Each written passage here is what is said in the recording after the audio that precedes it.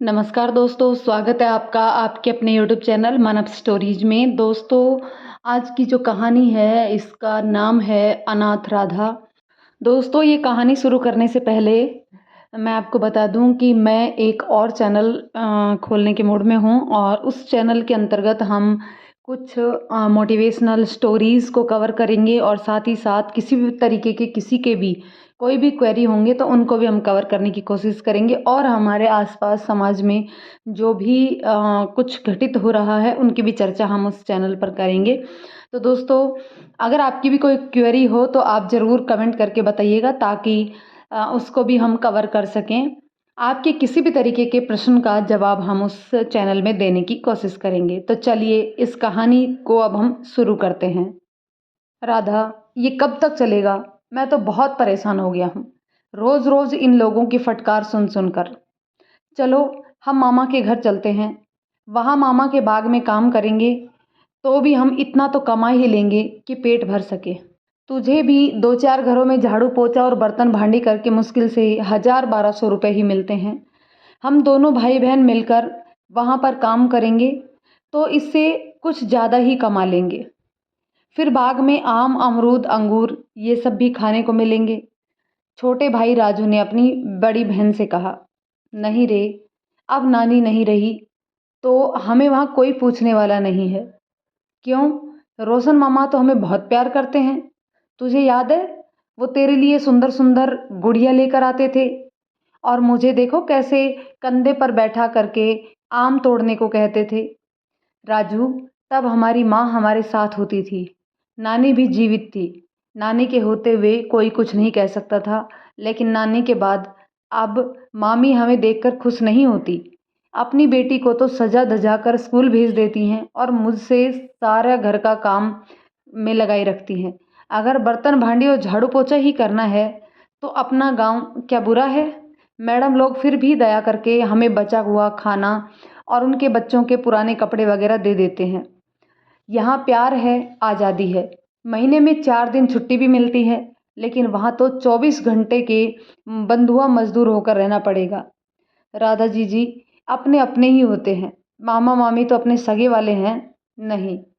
मैंने सब देख लिया है, कौन अपना है और कौन पराया। सब मतलब के यार हैं। यहाँ हम अपनी मर्जी के मालिक हैं, लेकिन वहाँ तो हम खुलकर रो भी नहीं सकेंगे। मैं जानती हूँ। मुझे 2-4 दिन सोचने दे। मैंने 3-4 घरों का काम पकड़ा हुआ है, उन्हें भी पहले बताना पड़ेगा। मुझे काम करना ही पड़ेगा, इसलिए अभी तू शांत बैठ। सब निपट जाएगा तो मैं सामने से तुझे अपने आप बता दूंगी। ठीक है, जब तेरी इच्छा हो तब बता देना, लेकिन अब हो सके तो फटाफट से मुझे खाना दे ताकि मैं काम पर जाऊं। वैसे ही आज मेरी काम पर जाने की इच्छा तो नहीं है, साले मोटे से फिर भिड़ना पड़ेगा। काम पर जाने की तेरी इच्छा क्यों नहीं है? वो मोटा पाड़ा सेठ है ना, साला बेमतलब रोब झाड़ता है और देता क्या है? महीने के 150 रुपये मात्र। और गाड़ी को अंदर बाहर से 2-2 बार धुलवाता है। इधर से साफ नहीं है, उधर शीशे में कुछ नज़र क्यों नहीं आ रहा? अरे नहीं नज़र आता तो मैं क्या करूं? अपने शीशे से पूछ। साला खटारा गाड़ी को नई बनाना चाहता है। जैसा खुद है वैसी उसकी गाड़ी। लेकिन राजू, जब वह तुझे पैसे देता है तो काम भी तो लेगा ही ना। इसमें भड़कने वाली क्या बात है? तू नहीं समझती। उसका देखा देखी अब वो मुच्छड़ भी 2 बार गाड़ी धुलवाने लगा है। एक बार पानी मार कर आगे पीछे से गाड़ी को रगड़ रगड़ कर पोछा दिया तो हो गया ना। अब सारा दिन मैं उनकी गाड़ियाँ ही चमकाता रहूं? क्या मुझे और भी कोई काम है या नहीं? राजू, आज खाना नहीं है रे। आज खाना नहीं है मतलब? मैडम के घर से मैं खाना लेकर आ रही थी, उधर पार्क के पास 2-3 गुंडे मेरे पीछे पड़ गए। एक ने मेरा हाथ पकड़ा तो मैंने खाने का जो पॉलीथीन था वो घुमाकर उसके मुंह पर मारा और भाग गई। उसने झूठ बोला। अच्छा किया, उसके मुंह पर चप्पल मारती तो ज़्यादा मज़ा आता। मैं चलूं तेरे साथ? नहीं रे, अब कौन होगा वहाँ? भाग गए होंगे सब। मैंने पॉलीथीन में छुपाया हुआ डब्बा घुमा कर उसके मुंह पर मारा था, वहीं माथा पकड़कर बैठ गया था। फिर खाना? हाँ, उसने चुटकी बजाई। चल, आज होटल में खाते हैं और टॉमी को भी साथ ले लेते हैं। मुझे कल 2 गाड़ियों के पैसे मिले हैं। चल आजा राधा, आज तो हम भी होटल पर खाना खाते हैं। अरे, एक टाइम होटल पर खा लेने से क्या ज़िंदगी भर खाना खाने की ज़रूरत नहीं पड़ेगी? कल फिर किसी के घर से मिला बासी खाना ही खाना पड़ेगा। काहे को पैसा बिगाड़ता है? कल को पैसे हमारे काम आएंगे। अभी एक एक समोसा खा ले। मैं देखती हूँ किसी के घर में कुछ ना कुछ तो मिलेगा ही। जा भाग कर अपने लिए 2 समोसे और टॉमी के लिए 2 बिस्किट के पैकेट ले आ। राधा ने कहा और राजू समोसा लेकर आया। वो समोसा खाकर अपने काम पर चला गया और राधा भी अपने काम पर चली गई। सांझ हो गई थी। राधा शाम के बर्तन करने जाने लगी तो झोपड़पट्टी के बीच में एकमात्र सार्वजनिक नल पर काफ़ी गहमा गहमी तथा शोर शराबा सुनकर रुक गई। शायद राजू भी भीड़ में वहीं पहुंच गया था। राधा काफ़ी देर से उसे खोजती परेशान हो रही थी। वह वहां पहुंची लेकिन राजू वहां नहीं था। उसने एक बच्चे से पूछा तो उसने बताया कि वह रेलवे की दीवार के पीछे अन्य बच्चों के साथ बैठा पत्ते खेल रहा है। वह वहां पहुंची तो बहन को देखकर वह उठ खड़ा हुआ और अपने पैसे जेब में डालकर ताश खेल रहे लड़कों से कुछ दूर जाकर खड़ा हो गया। तू पत्ते खेल रहा है यहाँ? कल तुझे बुखार था ना? राधा ने उसके पास जाकर कहा। मैं कहाँ खेल रहा हूँ, मैं तो खाली देख रहा था। वह बोला, अरे तुझे शर्म नहीं आती? मैंने तुझे कितनी बार कहा है तू इन कमीने लड़कों से दूर रहा कर। दिन भर मेहनत करके 4 पैसे कमाता है और लाकर सब इन हरामजादों को दे देता है। ए छोकरी, गाली क्यों देती है? कोई इसे बुलाने तो नहीं गया था? अबे चुप कर कुत्ते, मैं सब जानती हूँ। तुम चीटिंग करके इसको लूटते हो। जब यह जीत कर सबको खल्लास कर जाता है तब क्यों नहीं बोलती? यह तो सबसे बड़ा हरामी है। हरामी तू, तेरा बाप साले हरामी गाली देता है। मैं तेरे बाप तेरी माँ सबको बराबर जानती हूँ, लेकिन तेरे बाप का तो पता भी नहीं। जब तेरी माँ को ही तेरे बाप का नहीं पता तो तुझे कैसे मालूम पड़ेगा? और अब तो वह भी किसी के साथ भाग गई। तुझे कैसे मालूम पड़ेगा कि तेरा बाप था कौन? तेरी माँ की वह भद्दी गाली देती हुई गुस्से में आग बबूला होकर चिल्लाती लड़के पर झपटी। वह भी कम न था। राधा ने उसकी पीठ में मुक्का मारा तो वह उसके बाल पकड़कर खींचने लगा। राजू उसे छुड़ाने आगे बढ़ा तो अन्य लड़के भी लड़ाई में शामिल हो गए। झोपड़पट्टी की एक महिला ने देखा कि 5-6 लड़कों ने एक लड़की को घेरे हुए है तो वो उनके पास पहुंची और लड़की को उनसे छुड़ाकर अलग किया और लड़कों को डांट कर भगाया। लेकिन ढीठ बच्चे कुछ दूर जाकर फिर खड़े हो गए। राधा, तू तो बड़ी है, समझदार है, तू इन आवारा लफंगों के मुंह क्यों लगती है? महिला ने समझाने के स्वर में कहा। आंटी, मैं तो अपने भाई को डांट रही थी। वह दिन भर गाड़ियां धोकर 4 पैसे कमाता है और ये हरामी चिटिंग करके उसके सारे पैसे हड़प लेते हैं। मैं इसे ही समझा रही थी। उसने ज़बरदस्ती बीच में घुसकर मुझे माँ की गाली दी और मेरे बाल पकड़कर खींचने लगा। मैं जानती हूँ ये सब बहुत बदमाश है, इन्हें किसी की शर्म लिहाज नहीं है, इसलिए तुझसे कह रही हूँ तू इनके मुंह मत लगाकर अपने भाई को ही समझा कि वह इनके साथ ना खेले। वही तो मैं इसे समझा रही थी। ये सब तो बेकार में ही मेरे गले पड़ गए। महिला अपने रास्ते चली गई और राधा अपने भाई के पीछे पीछे अपनी खोली की ओर चली गई। राजू आगे आगे भाग रहा था। वह अपने रूम की बजाय सड़क की तरफ चला जा रहा था। राजू रुक, उधर सड़क की तरफ क्यों भाग रहा है? अपनी खोली में चल, मैं तेरे लिए खास चीज़ लेकर आई हूँ, तेरी मनपसंद चीज़। तू देखेगा तो खुश हो जाएगा। तू झूठ बोलती है, मुझे पता है। तू खोली में ले जाकर मुझे मारेगी। अरे नहीं राजू, मैं सचमुच ही तेरी मनपसंद की चीज़ लेकर आई हूँ। झूठ बोलती है तू। वह पीछे मुड़कर बोला। वह राधा से 20 फीट आगे था। तेरी कसम, मैं झूठ नहीं बोल रही। तू रुक कर मेरी बात तो सुन। अरे राजू, सामने देख। अचानक एक कार बहुत ही स्पीड से उधर आई और सड़क के बीच में चल रही एक बाइक को घसीटती हुई साइड की दूसरी ओर जाने लगी। सड़क पर काफ़ी भीड़ थी। ऑटो रिक्शा तथा दूसरे वाहन दनादन आ जा रहे थे। उधर से एक महिला अपने बच्चे का हाथ पकड़े इधर आ रही थी। बच्चे को बचाने के चक्कर में सामने से आ रहे ऑटो ने जबरदस्त ब्रेक लगाए तो पीछे आता ट्रक धमाके के साथ उससे टकराया। उससे दोनों ओर का ट्रैफिक आपस में भिड़ गया। राजू उनके बीच में फंस गया था। वह धक्के से सड़क पर गिर गया और गाड़ी उसे कुचलते हुए सड़क के किनारे खड़े पेड़ से टकराई। एक धमाके के साथ कार में आग लग गई। पीछे आते दूसरे वाहन भी उसके ऊपर से गुजरे। सड़क पर चीख पुकार और अफरा तफरी मच गई। दोनों ओर से आते आते वाहन चरमराकर रुके और लोग नीचे उतरकर भीड़ की तरफ लपके। घरों और दुकानों से भी लोग निकल आए थे। सड़क पर लंबा जाम लगा था।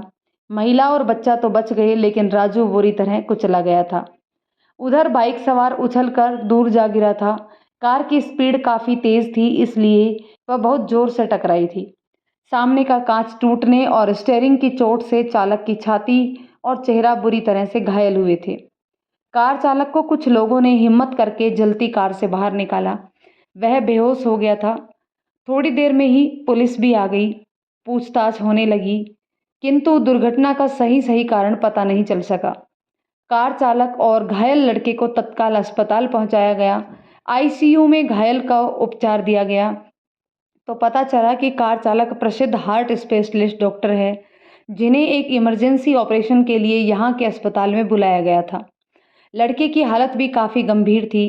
राधा के साथ कुछ लोग अस्पताल पहुंचे, जो बाहर खड़े शोर मचा रहे थे। दोनों का इमरजेंसी ऑपरेशन किया गया, किंतु काफ़ी कोशिश के बावजूद भी लड़के को बचाया नहीं जा सका। डर से घबराकर उसकी हृदय गति रुक गई और तत्काल उसकी मौत हो गई। डॉक्टर की हालत भी नाजुक थी। उसकी छाती में गहरी चोट लगी थी। सामने की 2 पसलियां टूट गई थी और कांच टूटकर घुसने से उसकी दोनों आंखें पूरी तरह से क्षतिग्रस्त हुई थी। लड़के की शिनाख्त शुरू हुई। राधा भी दूसरे लोगों के साथ वहां थी, लेकिन वह कुछ बोल नहीं पा रही थी। डॉक्टरों को बताया गया कि मरने वाला लड़का अनाथ था और वह अपनी बहन के साथ एक झोपड़ी में रहता था। आसपास के लोगों ने भी उसकी तस्दीक की। डॉक्टरों के सामने अकेली अनाथ किशोरी की परवरिश का सवाल था और उधर समाज के एक अति विशिष्ट डॉक्टर की आंखों को बचाने का प्रश्न भी उपस्थित हो गया था। अस्पताल का संचालक मंडल बुलाए गए डॉक्टर की आंखों को लेकर बहुत परेशान था। उन्हें कुछ उपाय नहीं सूझ रहा था। कई लोग घायल हुए हैं। किसी ने बताया एक औरत बच्चे के साथ अचानक सड़क पर आ गई। बच्चे को बचाने के चक्कर में ऑटो वाले ने जोर से ब्रेक लगाए तो उसके पीछे स्पीड से आ रहे ट्रक ने उसे जोरदार टक्कर मारी। सामने से आ रही कार बेकाबू होकर उसके आगे चल रहे बाइक को घसीटती हुई दूसरी ओर जाने लगी, तो दोनों तरफ से आ रहे ट्रैफिक दिशाहीन हो गए और चरमराकर आपस में टकरा गए। राजू बाइक के बराबर दौड़ रहा था। अचानक हुई घटना से घबराकर वह सड़क पर गिर पड़ा और कार उसे कुचलती हुई बाइक को घसीटकर पेड़ से जा टकराई। राधा ही चश्मदीद गवाह थी और उसके बयान के अनुसार पुलिस ने डायरी में यही लिखा था।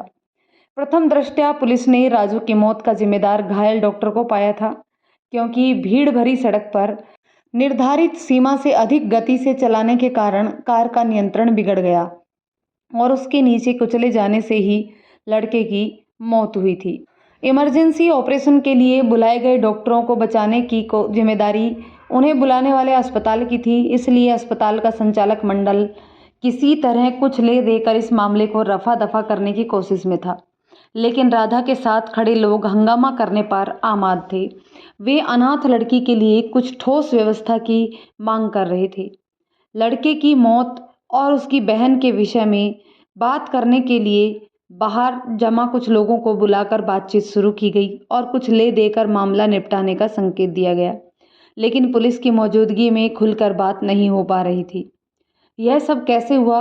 लगता है बड़ी भयंकर दुर्घटना हुई है, सब कुछ जानते हुए भी डॉक्टर ने पूछा। बड़ी ही भयंकर दुर्घटना हुई थी साहब, न जाने कितने लोग घायल हुए और कितने ही घर बर्बाद। हमारी तो दुनिया ही उजड़ गई। अनाथ बेसहारा लड़की का एकमात्र सहारा छिन गया। कम से कम भीड़ भरी सड़क पर तो संभल कर कार चलानी चाहिए थी, मगर जब गाड़ी नीचे है तो बड़े लोगों को सड़क पर चलते गरीब आदमी कहाँ नजर आते हैं? किसी ने कहा, नहीं, ऐसी कोई बात नहीं है। डॉक्टर बहुत ही सुलझे हुए इंसान हैं, शहर के सबसे काबिल हार्ट स्पेशलिस्ट हैं। इस काबिल हैं, इसीलिए तो गरीब बच्चे को उजाड़ दिया। यहाँ एक नहीं, दो मौत एक साथ हुई हैं। बेचारी लड़की अब किसके सहारे जी पाएगी? एक अधेड़ व्यक्ति ने दुखी स्वर में कहा। क्या गरीब बेचारे बेसहारा एक ही रट लगा रखी है? तुमको कुछ और भी सूझता है? जब पता है कि सड़क पर इतना ट्रैफिक है तो सड़क के बीच में चलने की क्या जरूरत थी? सड़क से अलग फुटपाथ भी तो बनाया हुआ है, लेकिन सड़क के बीचों बीच लापरवाही से चलेंगे और जिम्मेदारी किसी शरीफ आदमी के मत्थे मढ़ देंगे। फिर भी हम मान रहे हैं कि जल्दी की वजह से गाड़ी की स्पीड कुछ ज़्यादा हो सकती है। स्पीड कुछ ज़्यादा नहीं, बहुत ज़्यादा थी, वरना लड़के को सामने देखकर कार रुक न जाती।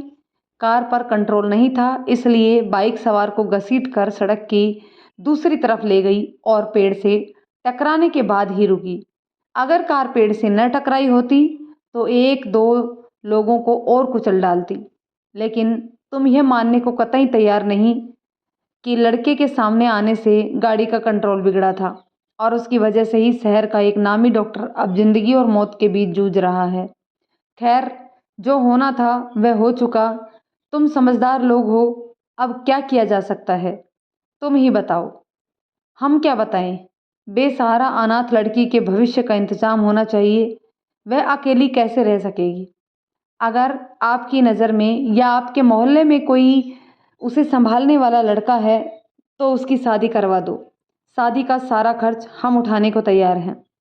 उसे आगे के लिए कुछ नगद भी दे सकते हैं। सबसे बात करके सोच समझ कर बताओ। वैसे लड़की की उम्र क्या है? डॉक्टर ने पूछा। 14-15 के करीब होगी, व्यक्ति ने जवाब दिया। फिर उसकी शादी कैसे हो सकती है? नाबालिग की शादी करना गैरकानूनी है। तुम्हारे मोहल्ले की लड़की है और तुम सब उसके इतने हमदर्द हो, तो क्या तुम में से कोई भी लड़की की परवरिश नहीं कर सकता? डॉक्टर ने कहा। यहाँ कौन किसकी परवरिश करेगा डॉक्टर साहब? सबकी अपनी अपनी समस्याएं हैं और सबका अपना अपना रोना। एक व्यक्ति ने बताया। बच्चे की परवरिश तो की जा सकती है, मगर जब अपना पेट पालना ही भारी है तो कोई किसी की जिम्मेदारी कैसे ले सकता है डॉक्टर साहब? एक युवक ने आगे बढ़कर कहा। उसके लिए हम खर्चा देने को तैयार हैं। बोलो, कितना चाहिए? कम से कम 2 लाख रुपये एक मुश्त मिले तो मैं उसकी शादी होने तक की जिम्मेदारी ले सकता हूँ। नहीं डॉक्टर साहब, इसका यकीन नहीं किया जा सकता। अकेले छड़े मलंग शराबी का क्या भरोसा? साल 6 महीने में खा पी कर उड़ा देगा तो इसका क्या कर लेंगे? और पैसे हाथ में आते ही यह कहीं भाग गया तो कहाँ ढूंढते फिरेंगे इसे? पहले व्यक्ति ने दोबारा टोका। तो तुम क्यों नहीं जिम्मेदारी ले लेते काका? तुम तो बाल बच्चेदार भले आदमी हो। अंदर के एक कमरे से एक युवा लेडी डॉक्टर बाहर आई। वह काफी देर से दरवाजे के पास खड़ी उनकी बातें सुन रही थी। वह बोली, आपको कुछ करने की जरूरत नहीं है। इनमें से लड़की को संभालने के लिए कोई भी तैयार नहीं है। मैं लड़की की परवरिश की पूरी जिम्मेदारी खुद लेती हूँ। मेरे मिस्टर डॉक्टर विभूति नारायण शर्मा रिसर्च के लिए ऑस्ट्रेलिया गए हैं। उन्हें वहाँ कई साल लग सकते हैं। मेरा एक छोटा बच्चा है और मैं अकेली रहती हूँ। मुझे कंपनी के लिए फुल टाइम लड़की की ज़रूरत है जो 24 घंटे मेरे साथ रहे और जब मैं अस्पताल आऊँ तो पीछे से वह मेरे बच्चे को संभाल सके। मुझे उसकी कंपनी मिल जाएगी और उसे रहने के लिए घर, खाना, कपड़ा सब हमारे साथ होगा ही। और जब मेरे मिस्टर वापस आएंगे तब हम कोई अच्छा लड़का देखकर उसकी शादी करवा देंगे। तब तक उसकी पगार मैं बैंक में जमा करवाती रहूँगी। Thank you doctor Pallavi, thank you very much. आपने तो सारी समस्या का हल ही कर दिया। लड़की की परवरिश के लिए इससे अच्छा कोई विकल्प हो ही नहीं सकता। आपके साथ रहकर अनाथ बच्चे की ज़िंदगी सुधर जाएगी। क्यों इंस्पेक्टर साहब, आप इस प्रस्ताव के बारे में क्या कहते हैं? डॉक्टर ने गदगद स्वर में कहा। बच्चे की परवरिश के लिए तो सचमुच ही उत्तम प्रस्ताव है, लेकिन एक्सीडेंट का क्या? एक्सीडेंट की जिम्मेदारी कौन लेगा? इंस्पेक्टर ने रूखे स्वर में पूछा। इंस्पेक्टर साहब, एक्सीडेंट की सारी जिम्मेदारी ले तो ली। एक्सीडेंट किसी एक की गलती से नहीं हुआ था। अगर महिला अपने बच्चे के साथ साइड से रोड के बीच में न आती तो ऑटो वाला बच्चे को बचाने के चक्कर में ब्रेक नहीं लगाता, और अगर वह ब्रेक नहीं लगाता तो पीछे से आ रहा ट्रक उसे टक्कर नहीं मारता। अगर ऑटो आराम से सीधा चला जाता तो बाइक भी अपनी साइड से न भटकती, और अगर सब अपनी लाइन में रहते तो एक्सीडेंट होता ही नहीं।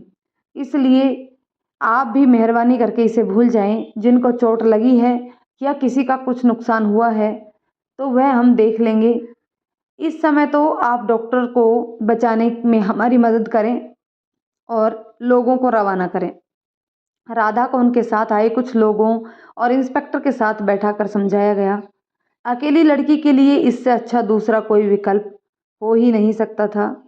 लड़की भी अपनी वर्तमान जिंदगी से खुश नहीं थी।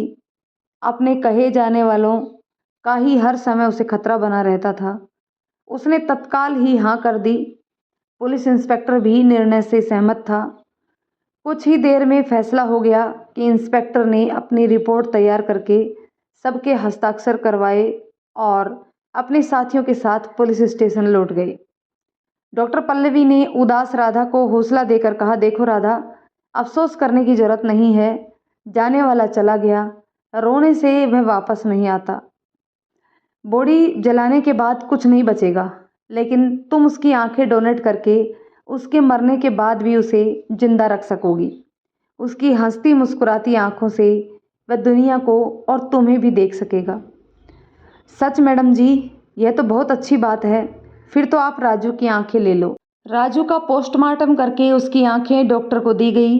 राजू का दाह संस्कार करने के लिए राधा के साथ आए लोगों को उसका शव सौंप कर अस्पताल के 2 कर्मचारियों को सब इंतजाम करने के लिए शमशान भूमि साथ भेज दिया गया।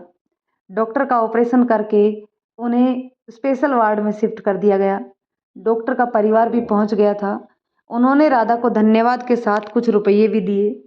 अस्पताल के संचालक मंडल ने भी राहत की सांस ली। डॉक्टर पल्लवी ने राधा को अपनी कार में बैठने के लिए कहा, लेकिन वह गुमसुम सी खड़ी रही।